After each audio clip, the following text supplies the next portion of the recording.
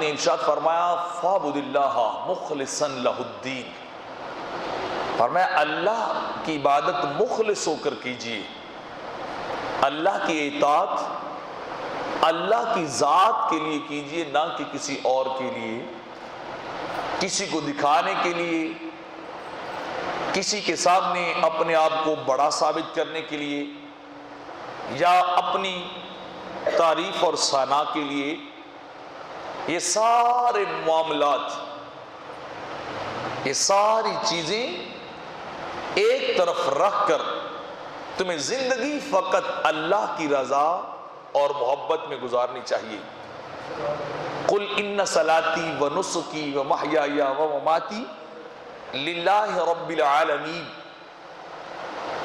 رب کائنات فرماتے ہیں، فرمائی ان صلاتی و نسکی، میرے سجدے، میری قربانیاں،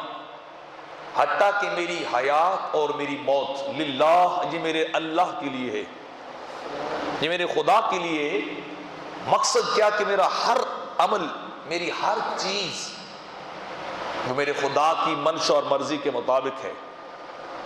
میرے سجدے اس کے پیار میں ڈوب کر ہیں، میرا مال کا خرچ کرنا اس کے عشق میں سرشار ہو کر ہے، میرا اپنی زندگی کو گزارنا یہ بھی اسی کے لیے ہے،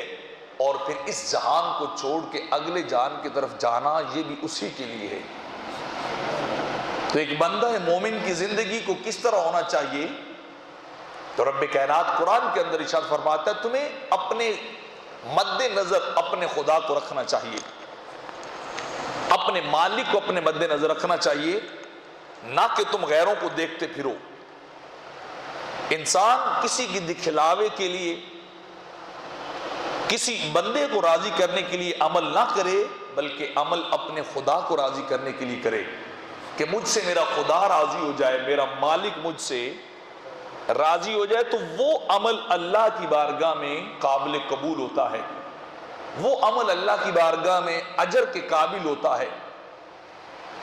جنت کے مل جانے کا اور جہنم سے آزاد ہو جانے کا سبب وہ عمل بنتا ہے جو عمل بندہ